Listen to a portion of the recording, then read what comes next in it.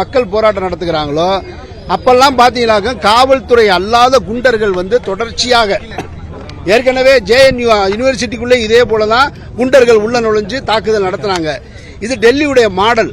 அந்த மாடல் தமிழ்நாட்டுக்குள்ள வர வேணாம்னு தமிழக அரசு நான் அன்போட கேட்டுக்கிறேன்.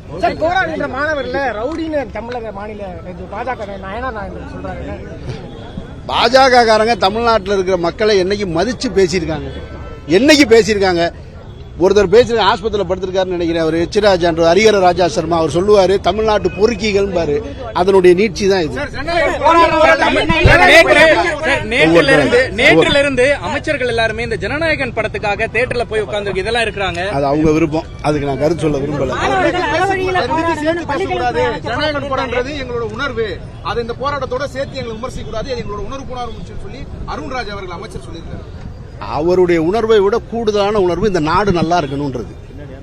ஒரு திரைப்படம் வெற்றியடையணுன்றது உங்களுடைய உணர்வு. இந்த நாடு நல்லா இருக்கணும், எதிர்கால சந்ததி நிம்மதியா வாழணும்ன்றது எங்களுடைய உணர்வு. உங்களுடைய உணர்வை விட எங்களுடைய உணர்வுக்கு தான் வலிமையும் மதிப்பும் அதிகம். போராடினால் பாஜக அரசு கைது பண்றாங்க.